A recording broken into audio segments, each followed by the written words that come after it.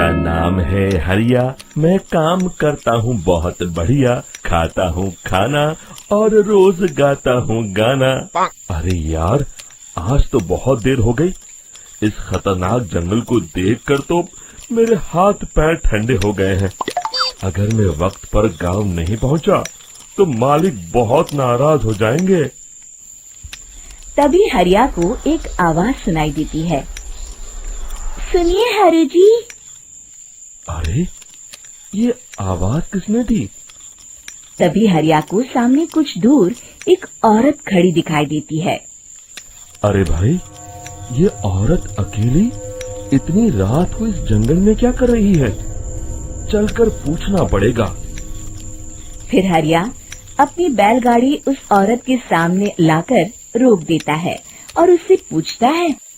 अरे सुनिए, आप इतनी रात को इस खतरनाक जंगल में अकेली क्या कर रही हैं? तभी वो औरत मीठी आवाज में कहती है। अरे हरु जी, आप आ गए। मैं कब से आपका इंतजार कर रही थी। वैसे तो यहाँ से काफी लोग गुजर चुके हैं, लेकिन मैं खास आपका इंतजार कर रही थी। अच्छा, तुम सच कह रही हो? मुझे तो यकीन नहीं हो रहा है।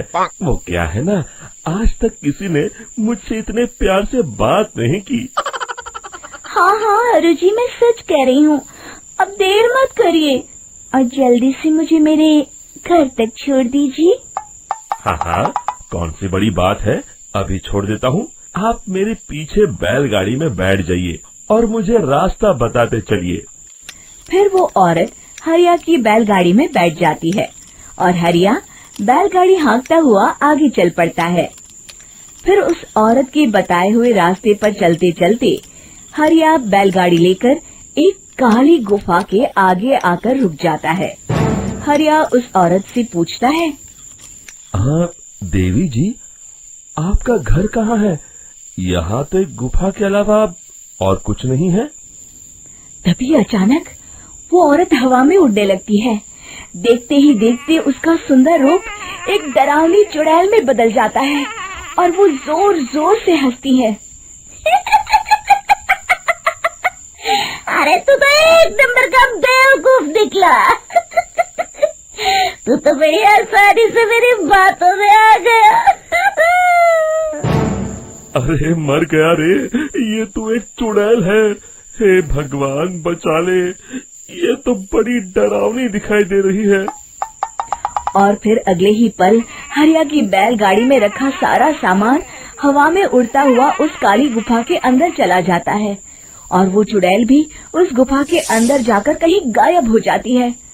हरिया ये नजारा देख बुरी तरह घबरा और परेशान हो जाता है। अरे, ये चुड़ैल तो मेरा सारा सामान लेकर गुफा में गायब हो गई। अब क्या होगा? अगर मैं गांव खाली हाथ गया तो मालिक मेरी अच्छी खबर लेंगे। मेरी इस बात का कोई यकीन भी नहीं करेगा। फिर आखिर वही हुआ। हरिया के मालिक चंपक सेठ को हरिया की किसी भी बात पर रत्ती भर भी यकीन नहीं हुआ। चंपक सेठ को लगा हरिया झूठ बोल रहा है और उसने ही लालच में आकर सारा सामान हड़प कर लिया है। फिर हरिया को बेईमान समझकर चंपक सेठ उसे काम से निकाल देता है। अगले दिन अपनी दुकान में परेशान बैठा चंपक सेठ गुस्से में बड़बड़ाता है। अरे, दुकान में तो सामान बिल्कुल भी नहीं है। अब मुझे ही शहर जाकर सामान लाना होगा। फिर वो अपनी बैलगाड़ी लेकर शहर चला जाता है। शहर से सामान लेकर जब चंपक सेठ वापस गांव लौट रहा होता है, तभी उसे एक आवाज सुनाई देती है। चंपक जी, ओ चंपक जी। अरे, ये तो कोई मेरा नाम लेकर मुझे पुकार रहा है। फिर उस रास्ते में वही औरत खड़ी दिखाई देती है। फिर क्या था, हरिया की तरह चंपक सेठ भी उस औरत के पास अपनी बैलगाड़ी लेकर जाता है और वो भी उसकी चिकनी चुपड़ी बातों के मोह जाल में फंस जाता है। फिर चुड़ैल उसे भी अपनी गुफा तक ले जाती है और उसका सारा सामान लेकर गुफा में गायब हो जाती है। बेचारा चंपक सेठ लाचार होकर खाली हाथ गांव लौट आता है। फिर ये उस जंगल में रोज की बात हो जाती है। जो कोई भी शहर से कुछ लेकर गांव की तरफ लौटता, वो चुड़ैल उसे बेवकूफ बनाकर उसका सारा सामान लेकर गुफा में गायब हो जाती। एक दिन हरिया एक लकड़हारे को उसी जंगल की तरफ जाते हुए देखता है। फिर हरिया उसे रोकते हुए कहता है, अरे भाई, क्यों अपनी मौत को दावत दे रहे हो? मेरी बात मानो, आगे जंगल में मत जाओ, वहाँ एक बड़ी भयानक चुड़ैल रहती है।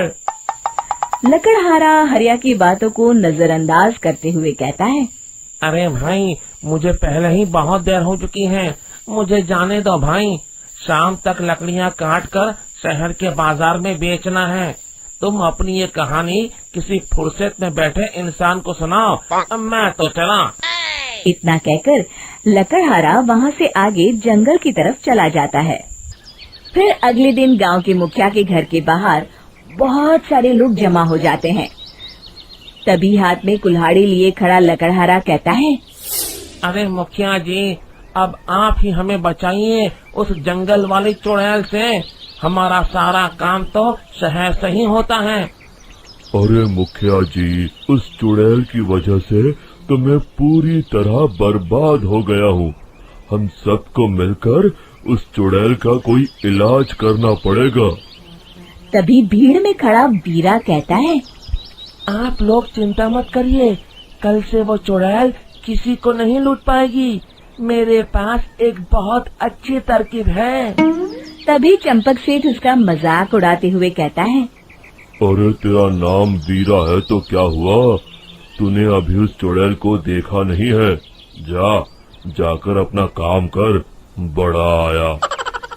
तब मुखिया जी कहते हैं, नहीं नहीं चंपक सेठ, मुझे लगता है हमें इस लड़के को एक मौका देना चाहिए।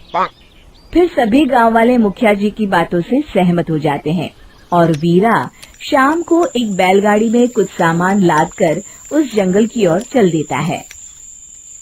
वीरा, ओ वीरा, कहाँ जा रहा है?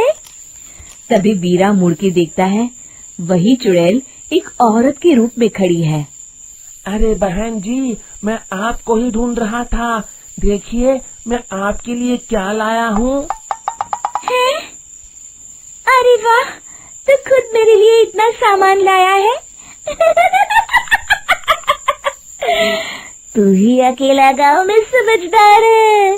जरा देखो, मैं भी खोल के, बड़े भूख लगी है।